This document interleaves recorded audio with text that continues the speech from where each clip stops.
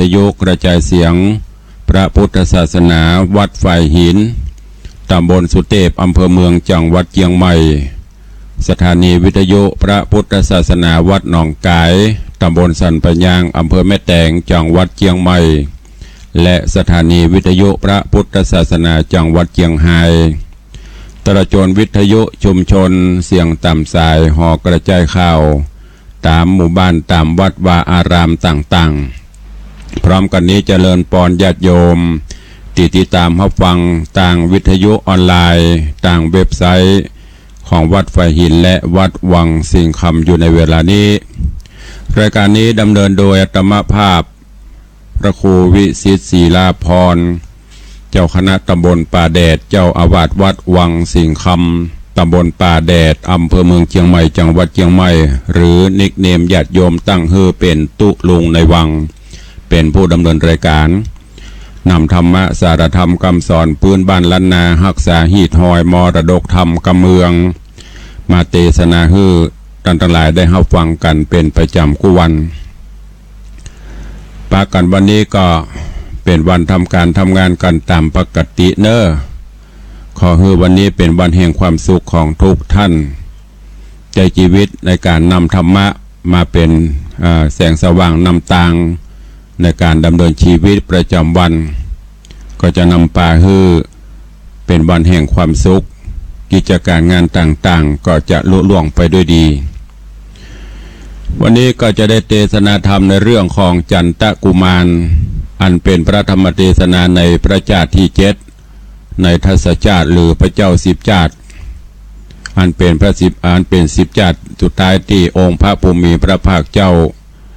ได้ทรงบำเพ็ญในตอนที่แล้วเป็นตอนที่1อารัมภบทเรื่องราวเบื้องต้นหลังจากที่ภิกขุสงฆ์ทั้งหลายได้กราบทูลขอให้พระภูมิพระภาคเจ้าได้ยกเอาเรื่องราวในอดีตชาติปางก่อนมาเทศนาให้ฟังองค์พระภูมิพระภาคเจ้าก็ได้ยกเอาเรื่องราวที่ได้บำเพ็ญมาให้กับภิกขุทั้งหลายได้รับฟังว่าในอดีตการเมื่อก่อนนั้นปางเมื่อเฮาปั๊มเปงบรมโพธิสมภารอยู่นั่นก็มีนครหรือว่าเมืองหนึ่งคือเมืองปราณสีแล้วก็มีพญาเจ้าเมืองได้ปกครองบ้านปกครองเมืองอยู่หลังจากนั้นที่ในบ้านในเมืองปราณสีก็พญาเจ้าเมืองก็ได้มีมเหสีอยู่กันแบบเจ้าโลกเปิ้นอยู่ด้วยกันเมื่ออยู่ด้วยกันมาก็ได้มีพญาตัวหนึ่งชื่อว่าพญาทัศวดีอยู่เป็นพญาเจ้าเมืองเป็นพญาเอกราชปกครองบ้านปกครองเมืองในเมืองบุพวดีแล้วก็มีมเหสีก็คือโคตมีได้อยู่ห่วมสร้างสำราญอยู่โดยกันมาโดยความผาสุกร่มเย็นอยู่มาบำเพ็ญบานานมเหสีก็ได้มีต้องหรือว่ามีพระคันแล้วก็ประสูติการหรือว่าเกิดออกมาก็ได้ใส่ชื่อว่าจันทกุมารดำเนินการจันทกุมารก็ใหญ่หน้ากาบานขึ้นมาโดยความที่เป็นละอ่อนหน้าฮักหน้าจังบ่มีโรคภัยไข้เจ็บอย่างมาเบียดมาเบียนจนกระทั่ง2 ปีรอดพ้นผ่านพ้นไปแม่คือโคตมีก็ได้ประสูติการหรือว่าเกิดลูกหรือว่ามีน้องออกมาแหมคนหนึ่งก็ใส่ชื่อว่าสุริยะกุมารติดตัวตามกันมาจากนั้นก็พอสุริยะกุมารใหญ่ขึ้นมาเตียวอย่างไปมาได้ก็แม่ก็เกิดออกมาแหมเกิดลูกออกมาแหมคนหนึ่งก็เป็นลูกไม่ยิงคำนี้ก็ชื่อว่า ใส่ชื่อว่าเสลาหรือว่าถ้าเป็นกำไทยก็เอาจะเป็นสเหลาหรือเสลาจำเดิมจากนั้นก็ได้ปกครองบ้านปกครองเมืองอยู่ด้วยกันด้วยความร่มเย็นเป็นสุขพญาเจ้าเมืองพญาเอกราชก็มีมเหสีซ้ายหรือบ้านเฮาห้องว่าเมียน้อยไอ้ตัวมเหสีคนที่สองซึ่งก็ได้เกิดห่วมต้องด้วยกันมาในตอนที่แล้วได้เทศนามาถึงตัดที่นี่เวลาก็หมดลงวันนี้ก็มาฟังกันต่อเรื่องราวของจันตะกุมารจะเป็นจะใดก็เจริญปอนญาติโยมทั้งหลายได้ติดตามรับฟังพระธรรมเทศนาปืนเมืองเหนือเรื่องจันตะกุมารในตอนที่สองเป็นลำดับไปณโอกาสบัดนี้ นะโมตัสสะภะคะวะโตอะระหะโตสัมมาสัมพุทธัสสะตาเอโกกันดังหาโลดนามาพรหมโนราจาปโลหิโตอโหสิติสัทธโวดูราสะปุริสะตั้งลายตั้งยิงใจใหญ่น้อยผู้ไฟหอยคาดนิ่งปองใครโป้นกองตุกใหญ่โป้นโศกไม่เครื่องกาโปนอนาถาก้อนอยากโปนลำบากมองขีได้สวดสดีจื่นจอยตุกบ่หอยติดวันจิ้งปากันละพรากจากเมืองโตนตาดกังโวนเป็นบางก่อสร้างป่าละมีคือแปลงใจดีโจมจืนจากยกยื่นยอตานยังพิกขาหารเข้าน้ำวัตถุพรำปัจจัยตั้งผื่นครัวใบเครื่องใจตามหาได้หรือมีโอดขันตีโคดแขวดพองหับศีล8เจียงคานพ้องสมาตานหับศีล5แล้วพร้อมนาเจริญภาวนาพระพุทธาที่ไหวสอนบอกไว้เป็นตราวัตานศีลเมตตาภาวนานี้เล่าหากเป็นเก้ากองบุญกระตำโนนจะใจย่อมเป็นบุญใหญ่นำนาติดตัวเฮาลาบ่พรากบ่หูจากหายโหนโจมโมโจนถอยไรลักเอาบอดใดดีลีเป็นสะเปาดีเล่มกวางปาคำตาตังสากรดับอาวรโศกเศร้าบ่หูแก่เท่าวัมวายบาณีต้านต่างหลายมวลหมู่พร้อมอยู่ฟังธรรมเพื่อเหือบุญนำมากกวางปันสมไฟอังพาธนาจุงตั้งโสตาฟังที่ดังจากจี้จากไขล่ำดับไปติดต่อตามบาทคอบาลีวาตะตาเอโกกันดะฮาโลนามาพรามโนดังนี้เป็นตนบัดนี้แด่เตอะตะตาในกาลละนอนยังมีพรามผู้หนึ่งแล้วเป็นปโรหิตเก้าอาจารย์แห่งเต้าผู้บานเอกราชมันสืบเยื้อจาดปโรหิตาติดตัวมาบ่พรเจนปูมอนตานา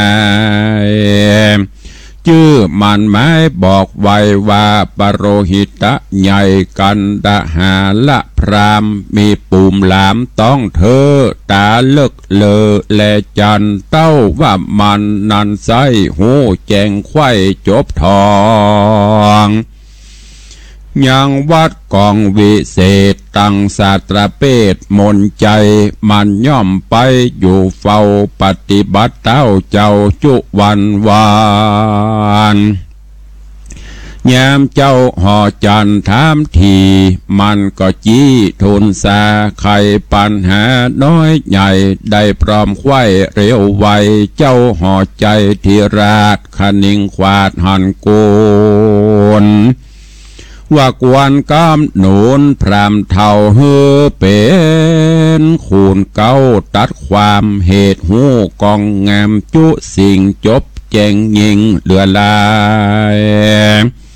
ยามยิ่งใจไพร่ไต่ฮ้อนเดือดไม่มาหาจักได้จะตัดขาดตามบทบาทกองธรรมเจ้าหอกคำยดใหญ่ข้านิ่งไข้สุดไปก็รีบหมายวางขาดคือโป่งยังราชองค์การเฮอปโรหิตาจารย์ผู้เท่าได้เป็นเก้าตัดความก็มีหันแหละนาโซโหพรามมโนส่วนว่าพรามนั้นใส่ได้เป็นใหญ่ตัดความลวดละกองงามแบบเบาหอยฮีดเก่ากองทำโลภะงำมืดบอดบอกกึดหอดอบายยามยิ่งใจไพร่ไต่ฮ้อนเดือดไม่มาหาเฮือมันพิจารณาสารที่ใครกล่าวจี้ตัดความมันบอกกับตามแบบเบาธรรมศาสตร์เก้าเดิมมาคนได้จะหาโดยซื่อบ่สุกซ่อนหือตกปาน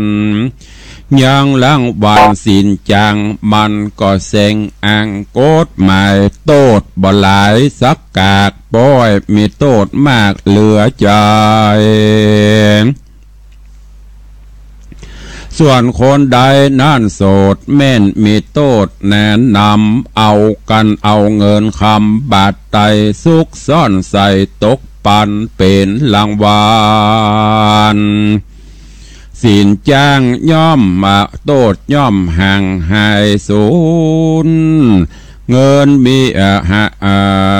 โตดย่อมห่างสูญหายคนมีเงินหลายเหลือหลากแม่นมีผิดมากปานใด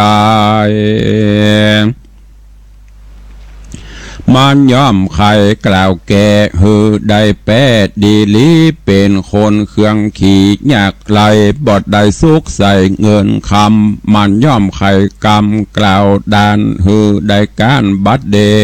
ยว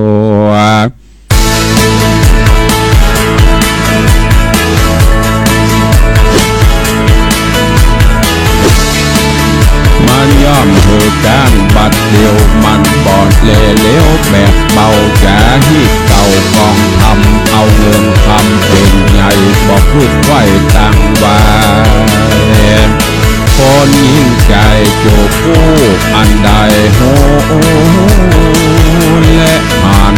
ตั้งปากันเอาไม่เปลี่ยนวันไหวเพียงใจก็พิหันและนา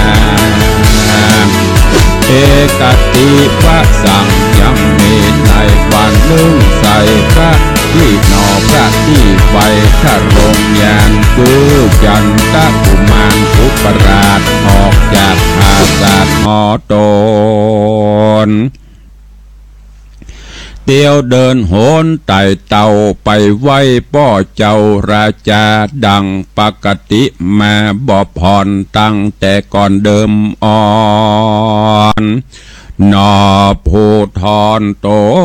นองอาจก้อยย้ายบาดภายเฮพานก็หานยังใจ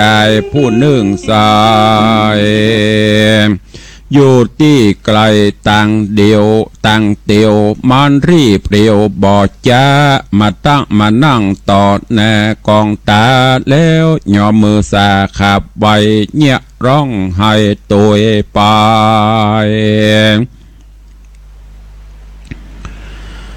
หน่อจอมไตยอดซอยจริงกล่าวถอยจะถามว่าดูราใจงามหนุ่มเนาต้านตุกโศกเศร้าสั่งจา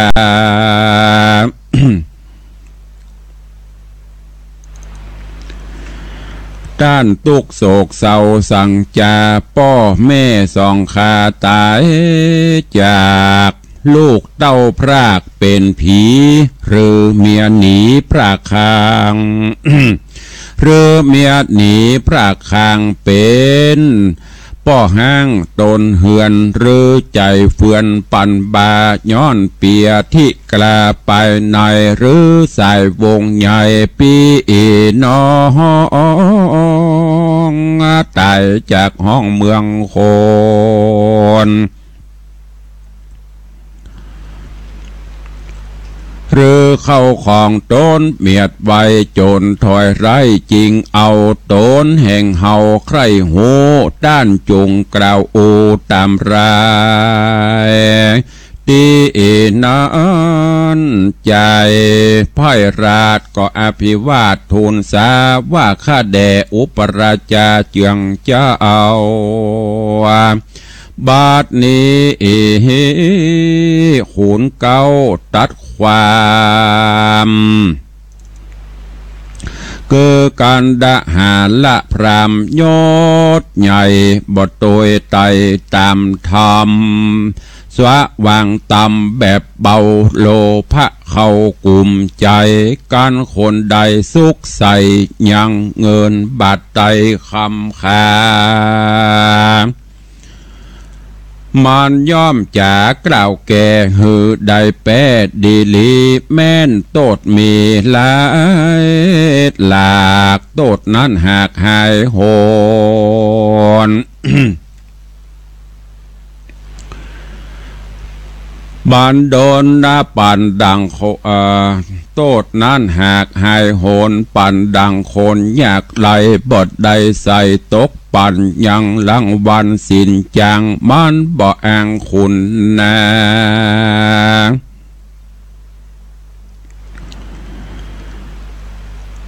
เตียนย่อมจากล่าวตานหือใดการดีลีความพิษมีแต่น้อยหือโตดใหญ่หอยตัวมาค่านี้นาร้องไห้ย้อนขุนบาปใบตัดความแล้วใจลามหนุ่มเนาเกาะเล่าแต่เก้าสุดไปถึงไปฮื้อเจ้าบุญภายอุปราชหูเสียงขาดตามมีก็มีหันแหลนาตัดสาวัจจนังโสตัวส่วนอุปราชหนุ่มเนาคือว่าเจ้าจันตะกุมารนอโปธิญาณตนสักสวาดฟังใจไพราชทูลสายินขุนนาบทน้อยจริงกล่าวถอยกำงามซึ่งใจรามไพร่ไตว่าต้านหยาดใดเครื่องขีพิว่ามีเตี้ยงแต่ดังต้านกล่าวแก่จะคอยต้านจูงจอมเฮาไปด่วนเฮาไปสู่ดาวหงพิจารณาเฮาจักจะตัดขาดตามบทบาทกองธรรมกันไข่กรรมเมียนแล้วเจ้าหน่อเกี่ยวบุญภายก็ปาใจไพร่ไตรีบสะใสภายผ่านเตียวโดยเหลียวปันไว้วองปันไปรอดห้องพิจารณาก็ถามขีญาแต่เก่าตราบต่อเต้าเถิงไปตั้งสองไปสองฝ่ายหือหูให้และดีเจ้าบุญมีธรรมทีหือเสียงที่สงสัยเขาก็ไข่เงื่อนเก้าบอกแก่เจ้าจูประการตั้งพิญาณหน่อยใหญ่ถามเสียงควายยิงใจ เขาตั้งหลายกล่าวโตดอันรายโหดมาปานต่างทูลสารกรมกล่าวบอกแก่เจ้าตามมี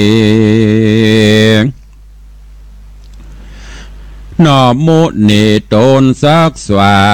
สดฟังหมอมุนีตนผ่านแผ่วฟังเบียนแล้วนำใดก็หันใส่แจ้งทีบ่มีที่สังกาว่าคุณต่างตาปอดเตาคือปูหัดเฮากันดาหาละพรามได้ตัดความไพร่ไตพิษฮีดแต่ไทยกองธรรมโลภะนำมืดเศร้าเว้นแบบเบากองดีเฮอเจ้าปุรีไพร่น้อยได้ต่ำก้อย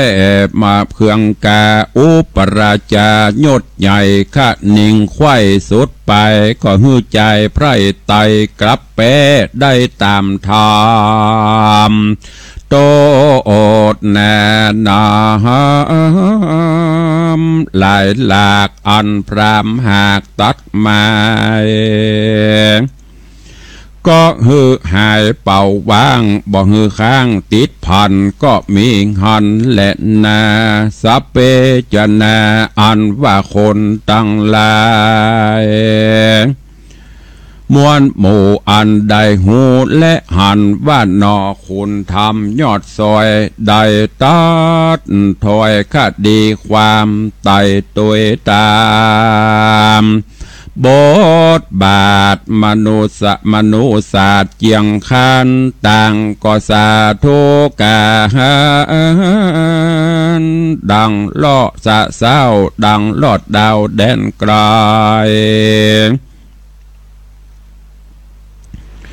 เมื่อนานเจ้าห่อใจเอกราชอยู่ในภาศาสตร์โรงการฟังเสียงเนืองนันบ่พรมาจากบ่อนไกลตายินสั่งกาหลายแหล่บ้าเสียงนั้นมาแต่ต่างได้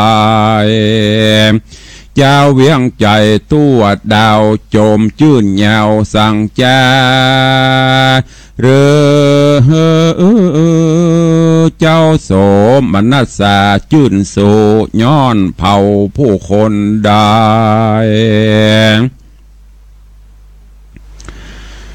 โขนเตรียมใจนั่งไกลก็ขับไว้ทุนสาไข่ขี้แง่บอกเล่าเฮอแก่เต้าเจ้าตามเมเจ้าปุรีฟังแล้วใจผ่องแผ้วนำนาว่าราชบุตรตายศใหญ่ปฏิบัติไต่ตามธรรมโพนแนะนำโจมเจิญจริงยอมมือยื่นสาธุการเถิงเมื่อนานไปนาได้เป็นเจ้าฟ้าภาพปาลาเตียงจักลือจาแผกเตียงจักลือจาแผกกวางไผ่บ่เตรียมไผ่บ่อ่างเตรียมตันเจ้าหอจันเอกราชขนิ่งขวาดสุดไป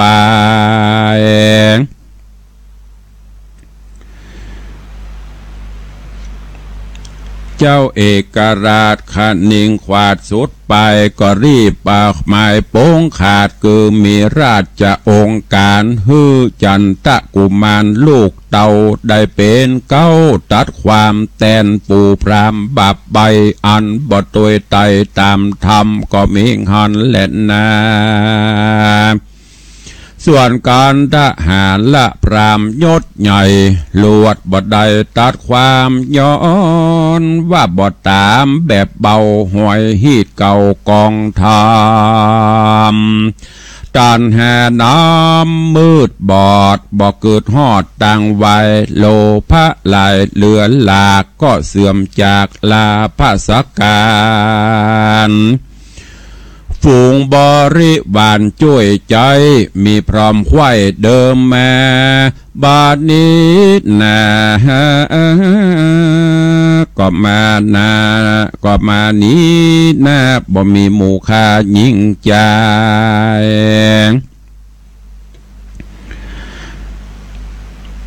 ม วงสาสายปีดน้องบอบมาสู่ห้องเกงหาเต้าเอกาเปรียววางดังอยู่ป่ากวางดงพรายตั้งปัจจัยเข้าว่าน้ำวัตถุพร่ำอาหารของกินหวานลูกไม้เกยมีไว้ถมทองบัดนี้เข้าของใหญ่น้อยหลอแต่น้อยบางตา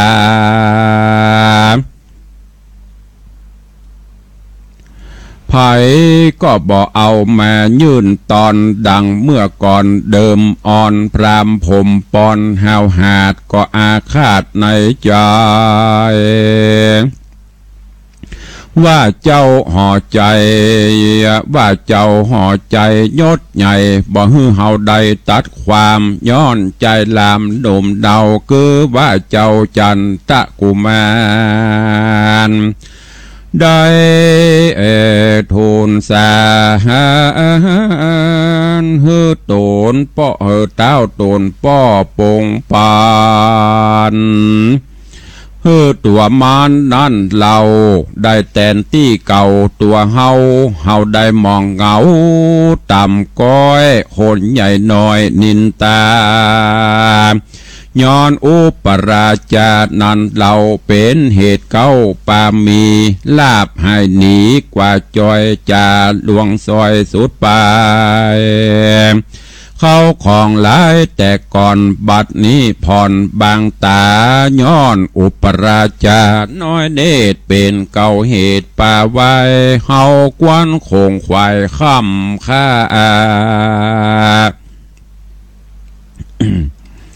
เพื่อมันความแน่ดับขันโดยเร็วว่าปันโดยเร็วว่าปันตายด้วยด่วนเดียวสันบอกเฮือมันอยู่เมินไปกันมันได้ไกลพระคังหรือมวยมั่งเมื่อมอนเจ้าผู้ทอนที่ราดหายไม่มาดมองเงาเตี้ยงหือตัวเฮานี่เราได้เป็นคูณเก้าตัดความกันดาหาละพรามบาบ้าไอมาเมึกไว้ในใจเนี่ยแน่ใส่จื่นจอยบ่ต่ำก้อยเครื่องกา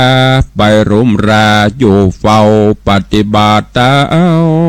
เจ้าผู้ทอนดังเดิมอ่อนเมื่อก่อนบ่ยังย่อนวันใดก็มีหันและนาเอกติวะสั่งยังมีคืนนึ่งใส่โตนเต้าไทยเอกราชาพงใส่ยามมาม้อยในภาศาสตร์ซอยใส่สียามรอยตรีดารุงเต้าก็คุงฟันหันว่าได้ขึ้นสะบันจันฟ้าไปรอดแหล่งลาตาวติงสาเอวไปมาเรียบควายหันภาศาสตร์ใหญ่เมืองบนคือเวใจยนภาศาสตร์แห่งเต่าธิราชอินตาสูงเหลือตาใหญ่กว้างบ่อาจอ้างวันนาเกือบ่อาจจะกล่าวจี้ว่างามลำตี้ปานใดเจ้าห่อใจพอคอยใจจ้องหอยติดหวานพอจุอันจุสิ่งงามลำยิงเหลือประมาณพอหอวิมานภาศาสตร์ตั้งใหญ่หยาดลายลามหากดูงามเลิศแล้วย่อมแล้วโดยเกลียวและคำแดงรัศมีแสงใสส่องไปไขว้ห้องอาณาหานเทวธิดาลาแลมีจุเง่พิมานโฉมเจียงคันผาเสดงามลำเลิศนำนาบ่อาจจะกล่าวจี้ว่างามลำตี้ปานใดเจ้าห่อใจเอกราชสัตตาสวัสดเล็งหันยังสาวสวรรค์แว่นฟ้าใจปันบาเมาเวน สาวบนดินโลกกว้างอันคนกล่าวอ้างวันนาว่าทะรงโสภาผาเสดงามลำเลิศเหลือใจการนำไปต่อหน้าแห่งสาวแว่นฟ้าเมืองบนนางเมืองคนนี่แล้วก็เหมือนก้างเท่าดิเลเจ้าปุรียศใหญ่ใจปั่นไม้เววาย้อนย้อนปิญาไฟหอยยังสาวอ่อนน้อยเมืองสวรรค์บอกไรพันละพรากหนีละจากไปนายเจ้าตาใจจากหันก้อยสอดดันพันภายบ่อนั้นลายแต่ใสก็หอดสวนดอกไม้นันทวะหน่วยยานดอกดวงบานลายแหล่เมงโจงแงอันนากันทานนารถเหล่าหอมตัวเต่าโคงสะวันมีลายพันลายสิ่งพร้อมทวนยิ่งลายเสียงข้าวเหลืองแดงดีแสดซอพองเป็นจ้อเป็นปวงพ่องดอกหลวงดอกน้อยพองห้อยย้อยเป็นสายหยาดใหญ่เป็นตาไขกรีบอาบานบายกลิ่นหอมกลายรสเหล้าหอมตัวเต้าอานาเจ้าปาราธิราชก้อยย้ายบาทเตียวไปเถิงวันใส่ยันกวางอันเถิงวังใส่ยันกวางอันมีชื่ออ้างว่านันทโบกรณีน้ำใสดีดังแก้วพอลงแล้วหันใส่ดอกมีลายจุสิ่งกันทะยิ่งเอาใจบัวข่าวใส่พงกรีมีจุที่ทาถมทองดอกบัวตองบานแผ่มีจุเง่บังทานบัวคำบานสะผู้ดอกปานกู้จังก่อนกินเกสรฟุ้งออกไปลอดขอกแดนไกลเจ้าห่อใจเอกราชก้อยย้ายบาทภายพันจากสวนสวรรค์วิเศษขึ้นไปสู่เขตเวใจโยนแห่งเต้าตนโบโอนตนใหญ่เกิดเตปะทายนออินตาหันเตวะธิดานักโสดนับตื้อโกดเป็นประมาณเป็นปริวารแวดเฝ้าเห็นแห่เจ้าคุณสวานพ้องเอากันแอนฟ้อนพ้องขับอ่อนรำนำเป็นระบำที่ถอยฟังชื่นจ้อยหัวใจ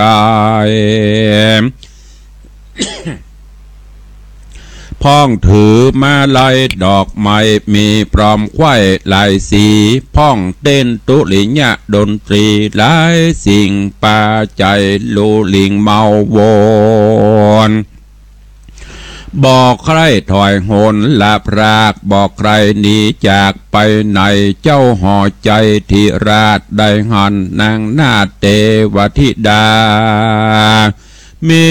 นำนาบอดน้อยในภาษาซอยเมืองบนคือเวใจโยนภาษาแห่งเต้าราชอินตา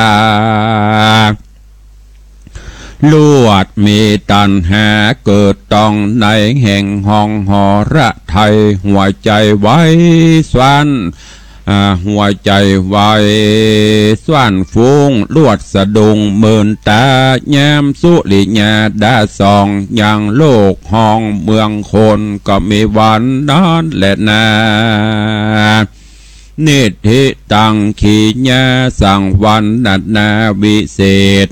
จากห้องเหตุยังจันตะกุมารตอนที่สองก็บังโกมสมเพรศเดช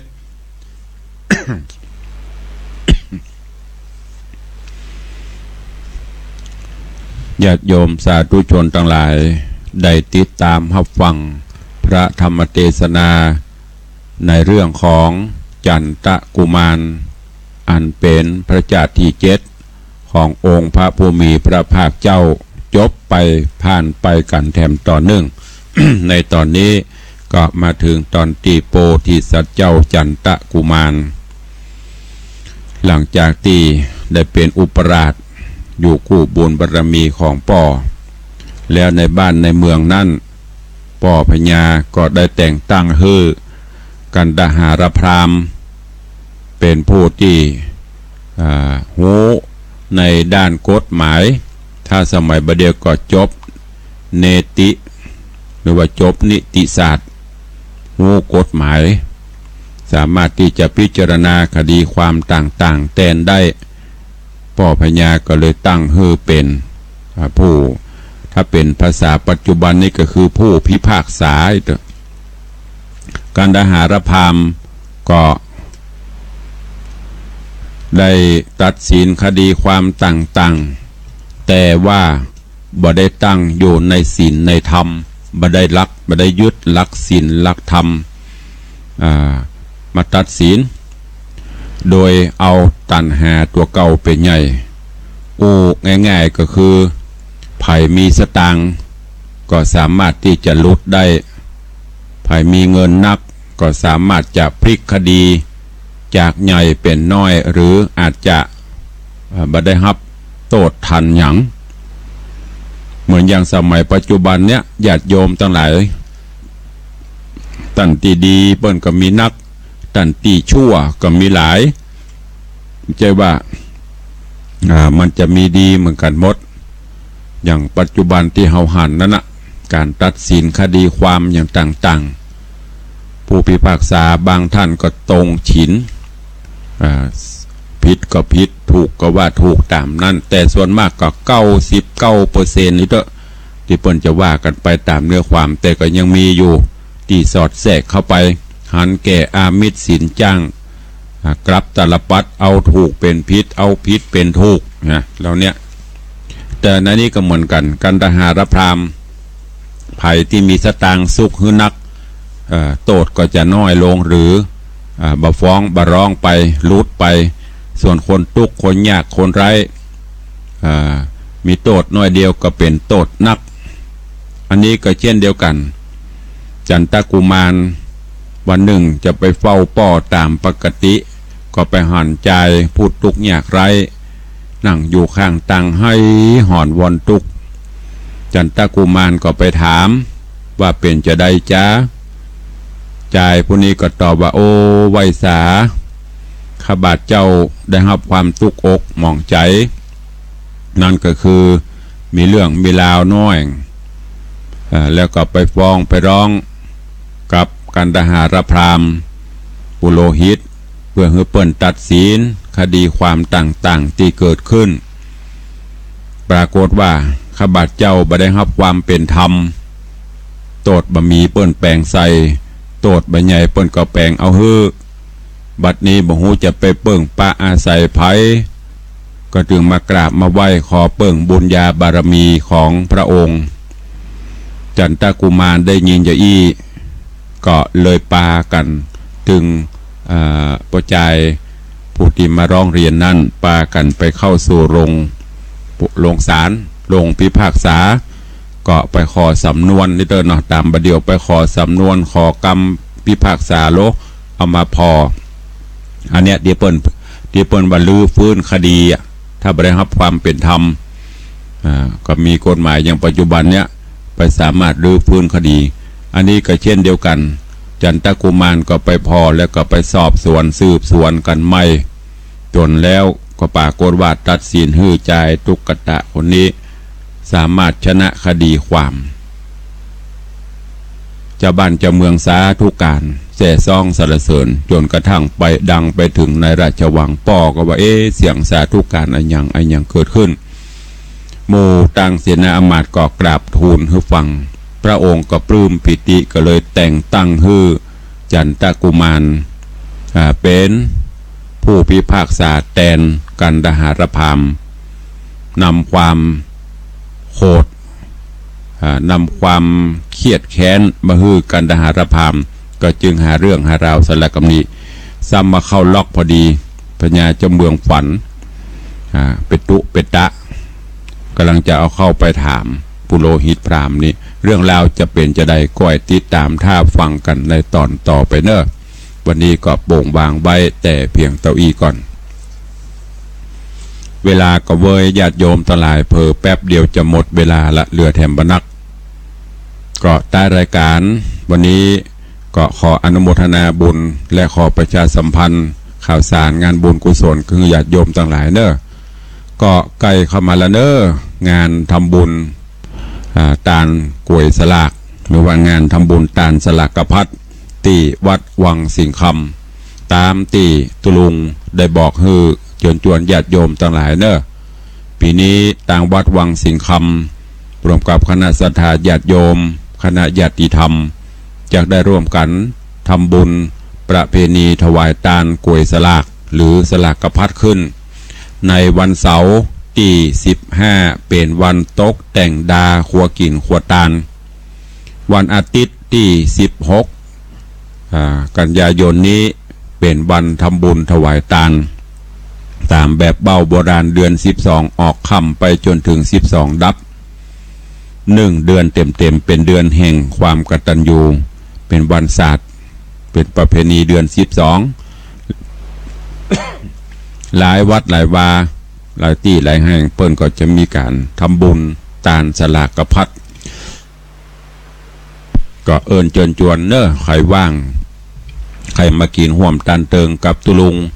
มากินห่วมตันเติงกับศรัทธาวัดวังสิงคำก็เอิญเชิญชวนมากันได้เนอะจะแป้งกล้วยสลากกล้วยซองกากล้วยสังกาแป้งต้นกาเอาใส่เส้นใส่หยังมาเนอะเอามาปล่อยเอามาตาลหาป่อหาแม่หาพี่หาน้องวงศาคณะญาติ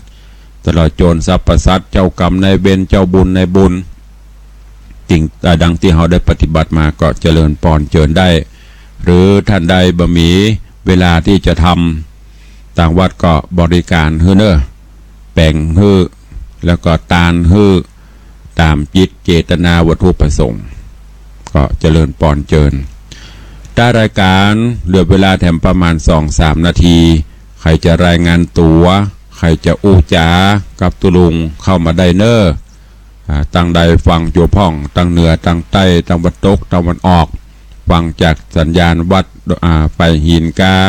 วัดหนองกายกาหรือพี่น้องต่างเจียงไฮ้ที่ฟังจากวัดพระแก้วยำค่ำยำแรงเนอะคือเติงหาตุลุงวังสิงคำตุลุงในวัง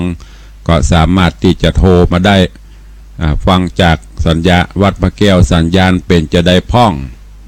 จะต้องขอสุมาภัยเนอะโดยเฉพาะต่างเจียงไฮ้ต่างพะเยาต่างลำปางบางตีที่รับสัญญาณจากวัดพระแก้วมันจะเป็นเทปรายการเนอะไม่ได้เป็นรายการสดๆนะก็แต่ว่าญาติโยมก็ติดตามรับฟังกันก็ต้องขออนุโมทนาบุญตัวเจริญปอนรายงานตัวยามเจ้าเนาะขอบคุณเนอะจากสันทรายไม่กวงสันทรายรายงานตัวเป็นสายแรกนอกนั้นใครจะรายงานตัวเข้ามาเนอะยามเจ้าได้สนทนาธรรมเป็นสิริมงคลกับตนกับตัว ตื่นเจ้ามาฟังน้ำฟังธรรมฟังแล้วก็เอาไปคิดพิจารณาเนอะปรับใจในชีวิตการดำเนินประจำวันไม่ใช่เฉพาะในจันโรงจันศาลในบ้านในจองในหน่วยงานอย่างต่างๆเฮาก็ใช้ได้โดยเฉพาะการเป็นผู้นำโดยเฉพาะการเป็นหัวหน้าก็จะต้องมีศีลมีธรรมจะไปหูเบาจะไปฟังคำนั้นฟังนี้ฟังได้แต่ก็เอานำมาคิดพิจารณาก่อนที่จะตัดสินใจอย่างเนอะเจริญปอนปะคอยใต้รายงานตัวเนาะเจริญปอนขอบคุณเนอะสาธุ